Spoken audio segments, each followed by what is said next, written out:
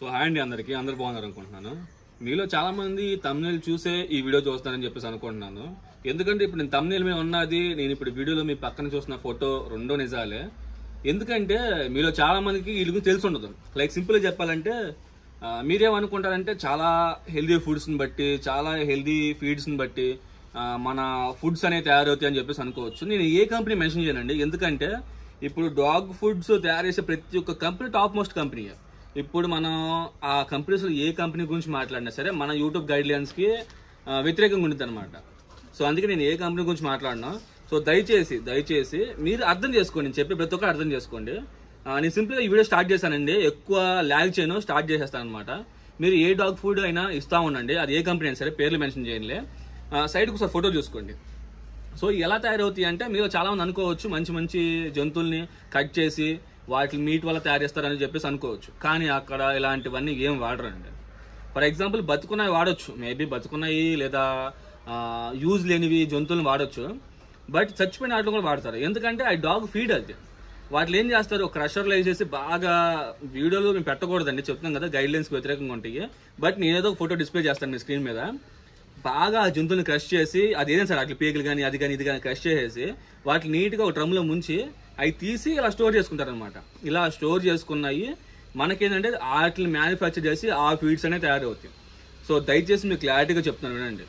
జంతు మాంసం అనేది ఎగ్జాంపుల్గా ఏదైనా ఉండదు, అది కుక్క అవ్వచ్చు, పంది అవ్వచ్చు, గేదె అవ్వచ్చు, ఆవు అవ్వచ్చు, ఏదైనా కానీ, జెర్సీ గేదె అవ్వచ్చు, ఏది గొర్రె పంది ఏదైనా సరే, ఆ మాంసాలని తీసుకొచ్చేసి మిషన్లో గ్రైండ్ చేసి ఇలా పక్కన డంప్ చేసి అవి ఎన్ని రోజులు ఉండనివ్వండి. ఫర్ ఎగ్జాంపుల్ చచ్చిపోతుంది ఒక రకం అండి, చచ్చిపోయిన వాటిని మిషన్లో వేసి గ్రైండ్ చేసి డంప్ చేసి అది ఎన్ని రోజులకి మ్యానుఫ్యాక్చర్ అయ్యి మన డాగ్ ఫుడ్ రూపంలో తయారైతే తెలియదు. సో అదనమాట. ఈ వీడియో నేను చాలా రోజులు చేద్దాం అనుకున్నాను కానీ నాకైతే టైం దొరకట్లేదు. బట్ ఎట్ ప్రెసెంట్ ఈ రోజు నేను వీడియో చేయడం రీజన్ ఏంటంటే, ఉండకొద్ది డాగ్స్కి ఈ ప్యాకెట్ ఫీడ్స్ వల్ల వైరస్లు అనేవి ఎక్కువైపోతున్నాయి. సో దయచేసి నేను ఇప్పుడు చెప్పిన విషయం ప్రకారం మీరు ప్యాకెట్ ఫీడ్స్ వాడాలా వాడొద్దా అనేది అది మీ కర్మ. నేనైతే ఇంకా చెప్పాలి, నేనైతే పర్టికులర్గా వాడను. నేను ఏ కాడికి పెడితే మహా దగ్గర బడ్జెట్ లేకపోతే నేను బయట కోడి కాళ్ళు లేదా కోడి తలకాయలు తీసుకొచ్చి నీట్గా వాష్ చేసి బాయిల్ చేసి వాటి తోలు తీసేసి రైస్లో కలిపి లైట్గా కర్డ్ యాడ్ చేసి పెడతాను. నేను చెప్పింది వింటున్నారు కదా, రైస్, చికెన్, కర్డ్, అంతే. అంతకని నేను 2 పూటలు అంతకని ఎక్కువ పెట్టను, మార్నింగ్ ఈవినింగ్ పెడతాను. ఎందుకంటే నా dogs 1 year above dogs, 1 year below డాగ్సే కాదు. 1 ఇయర్ బిలో వీడియో కావాలి, కింద డిస్క్రిప్షన్ లింక్ ఇస్తాను, దాన్ని చూసి ఫాలో అయిపోండి. మీరు చూసినట్టు చూడకపోయినా ఒకటే, దాని గురించి పెద్దగా నేనేదో బాధపడాల్సిన అవసరం లేదు. బట్ ఈ వీడియో చూసిన ప్రతి డాగ్లో ఎవరు షేర్ చేయండి అబ్బా. చాలా మంది చెప్పకుండా ఏదో సొల్లు ఆగుతూ ఉంటారు, మా యూట్యూబ్ ఛానల్ మీద గైడ్లైన్స్ పడిపోతాయి అని చెప్పేసి అంటూ ఉంటారు. బట్ నేను మీకు ఎటువంటి సొల్లు లేకుండా జాగ్రత్త చెప్తాను కదా, కొంచెం జాగ్రత్తగా ఉండండి అబ్బా. ఎందుకంటే ఈ రోజు నా దగ్గర పప్పీస్ ఉన్నా సరే వాటి పారో వైరస్లు లేనిపోయిన రోగాలు రావట్లేదంటే నేనైతే ప్యాకెట్ వాడను.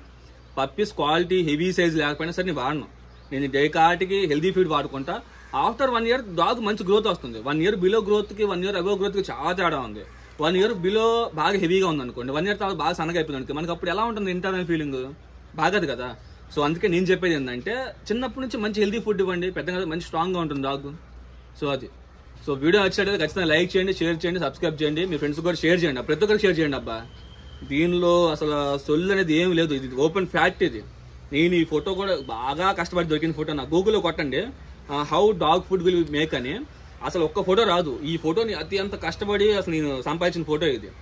ఎక్కడెక్కడో ఎతికి ఏయో చేసి బాగా సంపాదించాను అనమాట ఈ ఫోటో అయితే. సో అదనమాట. సో జాగ్రత్త, మీ డాగ్స్ జాగ్రత్త, మీరు జాగ్రత్త, మీ హెల్త్ జాగ్రత్త. సో పోయిన ప్రాణం అయితే మళ్ళీ తిరిగి రాదు, జాగ్రత్తగా ఉండండి. Thank you.